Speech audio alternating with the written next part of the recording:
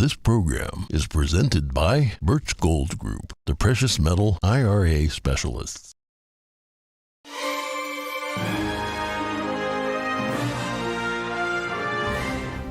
Good morning. In today's headlines, New York's governor has declared a state of emergency for western New York. Heavy snowfall hit the state late Thursday and is expected to last over the weekend. Find out the latest updates. A U.S. House committee advances a bill to track mail-in ballots, but some feel it doesn't do enough to stop potential fraud. We bring you more on what lawmakers call a common sense requirement. The Chinese Communist regime is operating its own police stations on U.S. soil. What is the U.S. government doing about it? Twitter's new CEO, Elon Musk, had an ultimatum for employees this week. We have the latest developments in the social media saga. And an internet dad to 4 million and counting. Many who don't have anybody else to turn to for fatherly advice turn to this guy.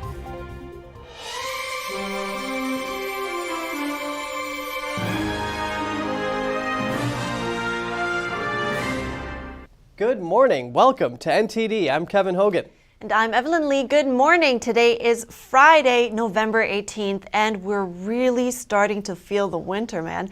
It's gotten really cold real quick. And in western New York, there's so much snow. Governor Hochul declared a state of emergency ahead of the storm. It's forecast to carry on over the weekend. The National Weather Service says the storm has the potential of dumping up to 4 feet of snow by Sunday. The worst snowfall is expected in Buffalo, likely paralyzing the hardest hit communities. Other areas could get around a foot of the lake effect snow. The state of emergency covers 11 counties. Commercial truck traffic was banned along a stretch of Interstate 90 after 4 p.m. Thursday. The heaviest snow is expected to last till this evening. The storm is predicted to last until Sunday. The National Weather Service has deemed the event an extreme winter storm on its severity index for Jefferson County, Genesee County, and Erie County. But if you are not in those counties, you are not getting away without a very significant event.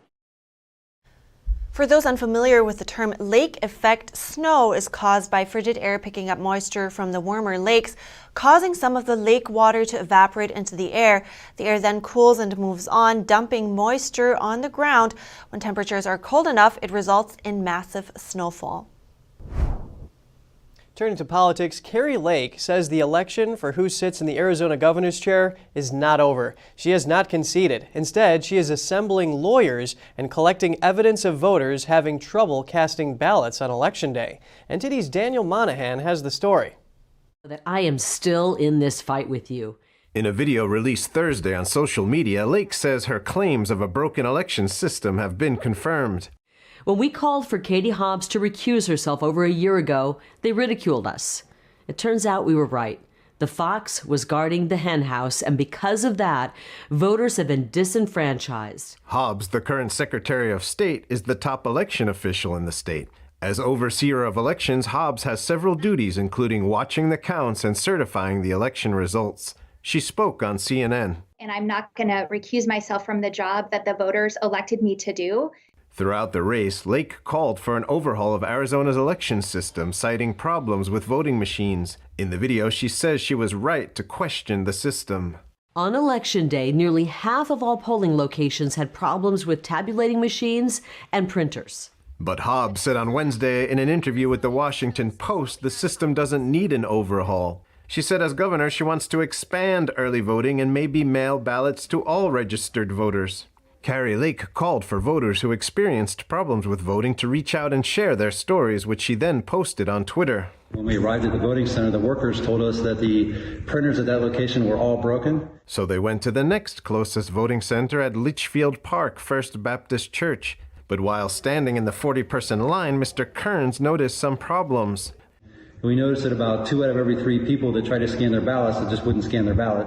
The location had only 2 scanners. Neither worked on Mr. Kearns' ballot. He was asked to put his ballot into door 3, but he refused. In the end, they allowed him to use the handicap system, which prints a larger ballot. That worked. It took them over an hour to vote, and by that time, he estimated the line to be between 100 and 150 people. Steve Handelin arrived to vote at 5:30 in the morning and was 9th in line.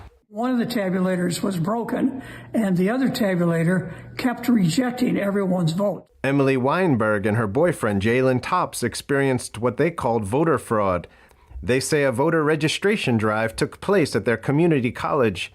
Jalen registered, but when the worker saw he chose Republican as the party, she said, "Are you sure that's right?" When he went to vote, he says he was only given a federal voting form, and that they accused him of being an illegal immigrant. He provided his photo ID, driver's license, and a social security card to prove he was an American citizen. According to Emily, the worker responded, "Oh, I'm sorry, we don't accept that as a form of proof."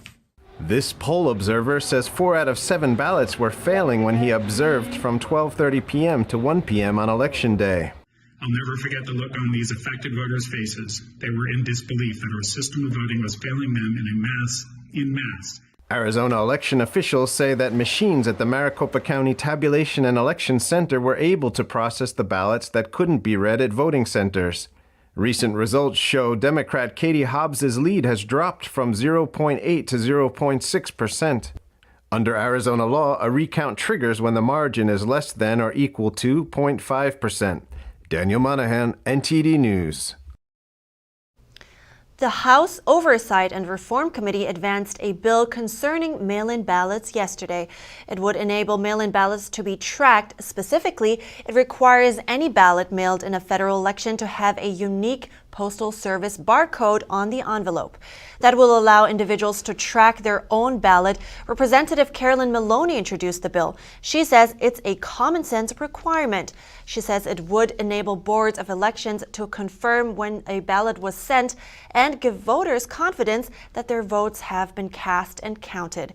Another ranking member of the committee says it will help protect the Postal Service from being blamed for election irregularities. Other lawmakers worry it could give a false sense of security and say it doesn't do enough. They want voter ID measures added. House Republicans announced Thursday they're going to investigate President Biden and his foreign business dealings. They say they want to make sure the president hasn't been compromised by any foreign governments. NTD's Jason Perry has the story. Committee Republicans have uncovered evidence of federal crimes committed by and to the benefit of members of the president's family. Representative James Comer announced that the House Oversight Committee will investigate President Biden. They want to see if he was directly involved in his son Hunter's business deals and if the president is compromised. Committee Republicans have identified over 50 countries the Biden family sought businesses in. On the international side of the Biden family business, the deals were often led by Hunter Biden. And that map there behind the play shows all the countries where the Bidens had a footprint in international business deals. According to Comer, a whistleblower revealed that President Biden was directly involved in Hunter's international business dealings, many of which raised red flags at U.S. banks. For example, if a transaction is suspected to be related to money laundering, fraud, or other types of criminal activity, the bank must file a suspicious activity report, or SAR, with the Treasury Department. According to media reports, the Biden family accumulated over 150 SARs. One SAR generated by an American bank to the Treasury Department connects Hunter Biden and his business associates to international human trafficking, among other illegal activities. But there's a catch to getting those suspicious activity reports. Under President Bush, under President Obama, and under President Trump, any committee in Congress could have access to those suspicious activity reports. But when Joe Biden became president, he changed the rules. And now Congress is no longer able to access those reports. When the new Congress is sworn in January, House Republicans hope to use their subpoena power to continue to pursue those bank records. Earlier in the month, Biden was asked what message he had for Republicans who might investigate his family. Lots of luck in your senior year, as my coach used to say. In a statement to CNN, the White House said the investigations are politically motivated, adding that instead of working with President Biden to address issues important to the American people, like lower costs, congressional Republicans' top priority is to go after President Biden with politically motivated attacks, chock full of long debunked conspiracy theories. House Republicans also released a report that details the evidence they say shows that Biden personally participated in his family's business deals. It can be found at republicans-oversight.house.gov. Jason Perry, NTD News. The Biden administration declared yesterday that Saudi Arabia's crown prince should be considered immune from a lawsuit. This over his alleged role in the killing of a U.S.-based journalist. The move represented a turnaround from President Biden's campaign trail denunciations of Prince Mohammed bin Salman over the brutal slaying. The administration said the senior position of the prince should shield him against a suit, which was brought by the fiancé of slain Washington Post columnist Jamal Khashoggi. The request is non-binding and a judge will decide whether to grant immunity. However, it is bound to anger human rights activists and many U.S. lawmakers. This, as Saudi Arabia has stepped up imprisonment and retaliation against peaceful critics at home and abroad. It has also cut oil production despite soaring energy prices. And Saudi officials allegedly killed Khashoggi at the Saudi consulate in Istanbul. They are believed to have dismembered him, although his remains have never been found. As a candidate, Biden vowed to make a pariah out of Saudi rulers over the 2018 killing. In a 2019 CNN town hall, Biden said, quote, "I think it was a flat-out murder." And coming up, be hardcore or leave. Find out more about Elon Musk's ultimatum for Twitter employees and yesterday's deadline. And after this break, was the Massachusetts Department of Public Health playing Big Brother? A lawsuit alleging tracking apps on phones for COVID tracing says yes. Find out more in just a minute.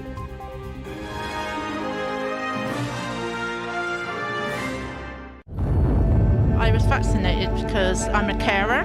I've had all three and I have the flu one as well. As far as the government is concerned, I believe they are doing the best thing for the nation. I just thought it was better that I get it done. I wanted to protect other people. The COVID vaccine has been hailed as a medical and logistical success. It's claimed that millions of lives have been saved, but there's growing evidence that the jab can have devastating consequences. They actually told my wife and two children that they had no hope, and if I did survive, it would be from the waist up. You take one for the team, so I took the vaccine, but now the team's run in the opposite direction. Just let people know that when it goes wrong, there's like no help at all. This vaccine is not completely safe and has unprecedented harms.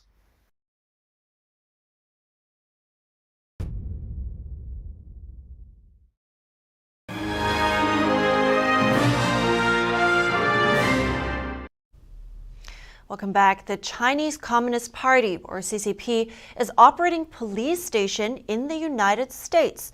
Run under the guise of administrative facilities, the stations have a more sinister purpose. They're used to track down, arrest, and extradite people wanted by the CCP. That includes dissidents against the regime and its leader, Xi Jinping. NTD's Jeremy Sandberg has more. A Senate hearing on threats to the U.S. homeland was held on Thursday. FBI Director Christopher Wray testified. Because we have seen a clear pattern of the Chinese government, the Chinese Communist Party, exporting their repression right here into the U.S. Wray says the agency is aware of the Chinese police stations on U.S. soil and is investigating. He says it's outrageous that the Chinese police would attempt to set up shop without proper coordination. It violates sovereignty and circumvents standard judicial and law enforcement cooperation processes. Secretary of Homeland Security Alejandro Mayorkas also testified. He says the threat from China is one of the most significant the U.S. faces in the homeland. It's not only a matter of national security, it's a matter of homeland security in a number of arrays. Mayorkas says it's up to the Justice Department to shut them down. The stations outwardly appear to serve administrative purposes, such as helping Chinese immigrants renew driver's licenses without having to leave the country. But in effect, they act as overseas police stations for the CCP. Wray says the Chinese regime hires private investigators in the U.S. to be their agents and conduct some of this work. He noted situations where bugs have been planted in Americans' cars. Harassing, stalking, surveilling, blackmailing people who they just don't like or who disagree with the Xi regime. And so it's a real problem, and it's something that we're talking with our foreign partners about as well, because we're not the only country where this has occurred.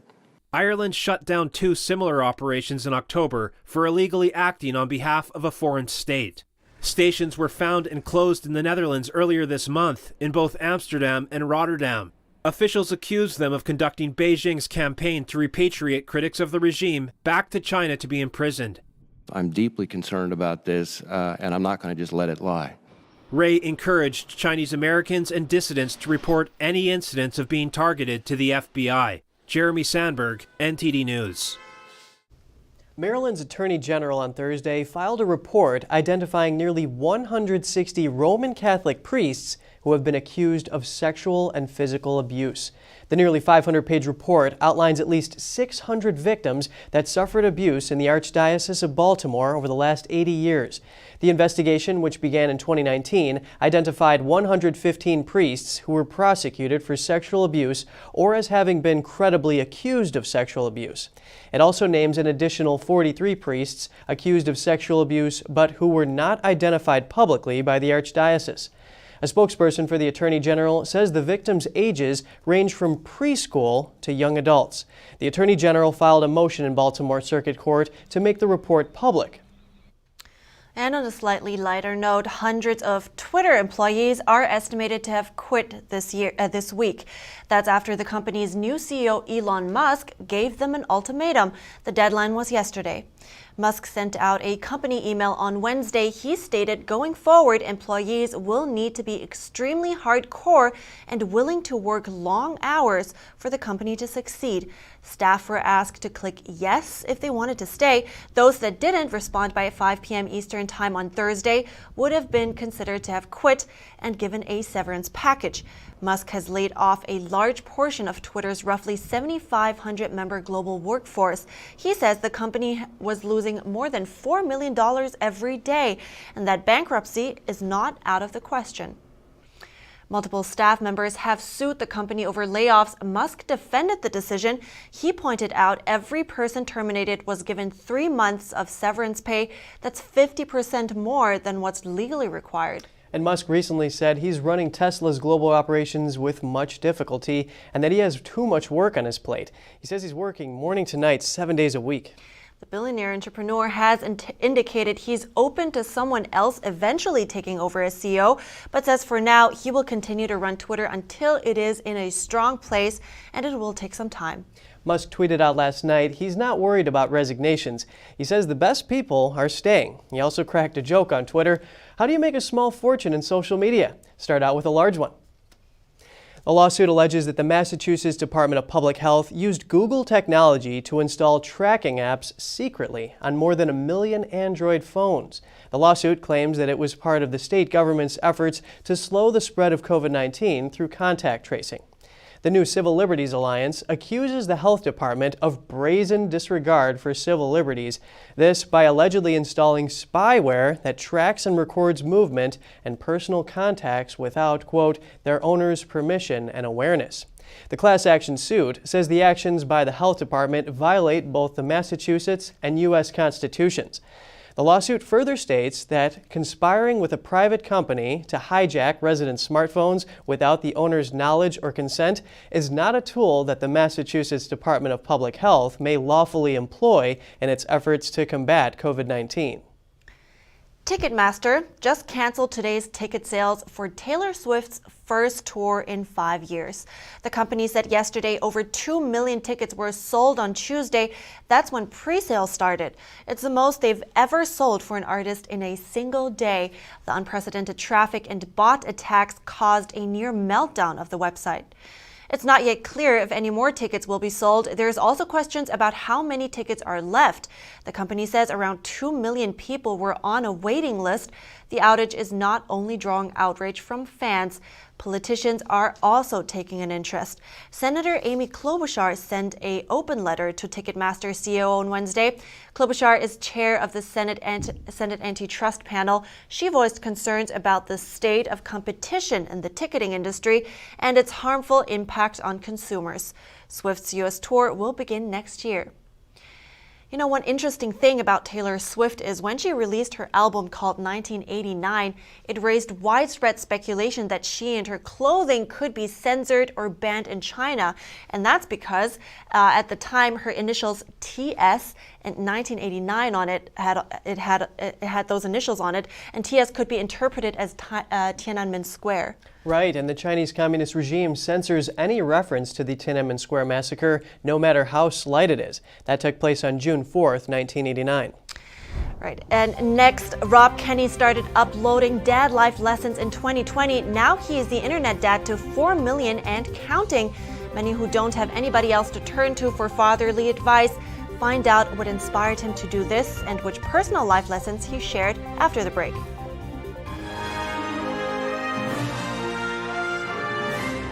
This is Stephen K. Bannon. I urge you to protect your savings from inflation by diversifying into a physical gold IRA from Birch Gold Group. Simply text the word NTD to 989898 and you'll get a free info kit on gold IRAs explaining everything. Hi, I'm Smokey Bear, and I made an assistant to help you out, because only you can prevent wildfires. Hey, Assistant Smokey Bear, call me Papa Bear, because I'm grilling up dinner. Do you get it? Yes. Good job. So, what should I do with all these coals? Don't just toss them out. Put them in a metal container because those embers can start a wildfire. I understand. The stakes are high. Ha, ha, ha, ha. See, Smokey thinks I'm funny. Right here, baby. The sooner you recognize the signs of autism, the sooner you can make a lifetime of difference for your child. Start by answering a few simple questions at screenforautism.org.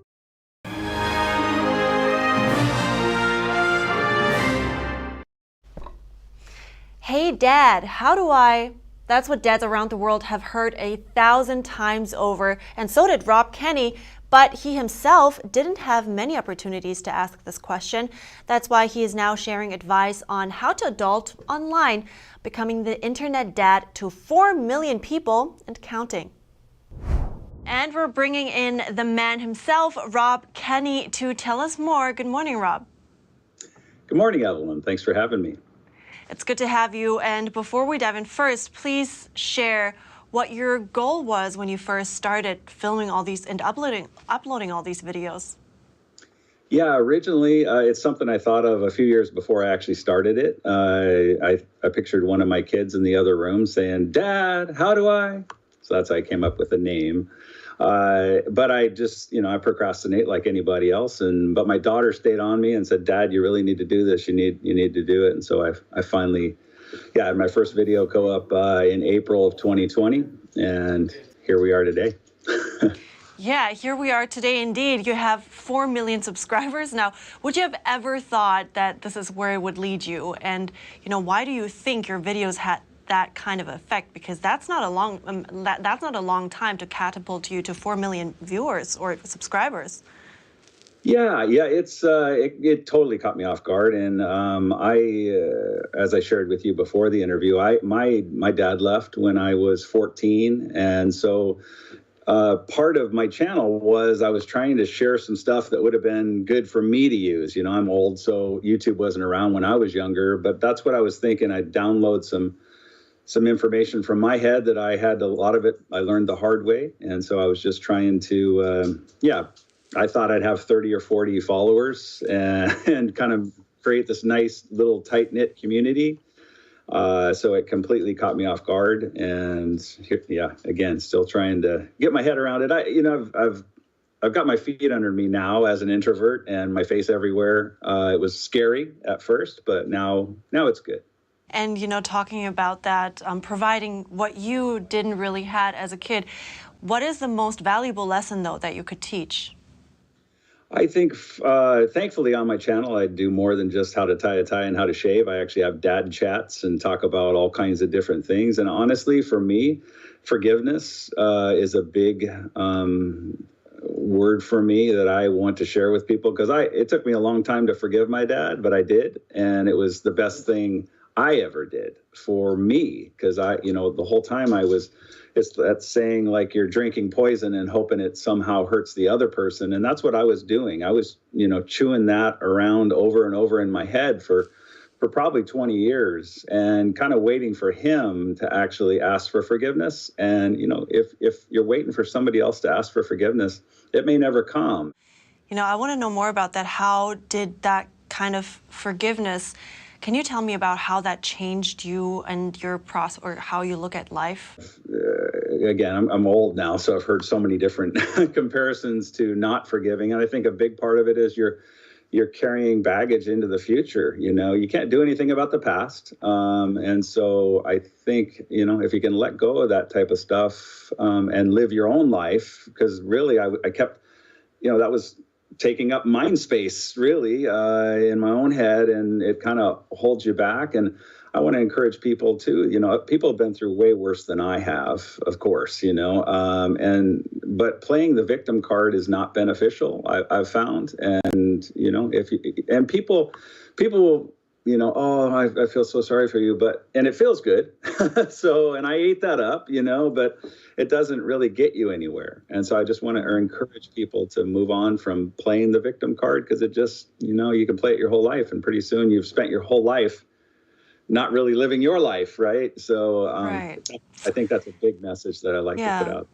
Very inspired, a lot of inspiring words. And I want to go back to your videos and your channel. Do you go through your comments sometimes? What kind of feedback do you get from your audience? I was surprised by, you know, I thought I was just going to show people how to tie a tie, and people are crying watching me tie a tie because maybe they never had a good dad, or they you know, miss their dad, or what have you, all of the above. So that really, really caught me off guard. And you'll see that in the comments. And then I have, you know, I start my channel, my videos by saying, hey kids, kind of a term of endearment. And I have 80-year-old kids now that I didn't know I had. So I try to keep my channel a nice, kind, welcoming place for anybody and everybody to learn something.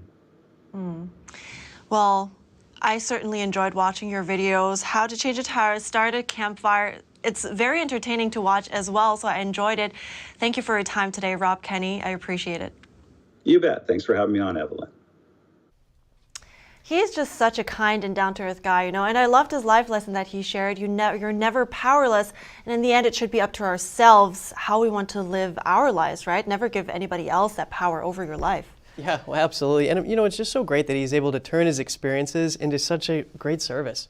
Right. And I think if you go through the comment sections, which I'm guilty of, you can definitely see that he had some big impact on some people's lives. Yeah, I mean, it just seems like it's so fulfilling for him. Just a very warm aura this guy has, so I totally understand. I like to watch his videos as well. But we're wrapping the program for this week. Write us at goodmorning@ntd.com if you have anything you want to share with us. That's it for today, or this week, in fact. Have a great weekend. I'm Evelyn Lee. And I'm Kevin Hogan.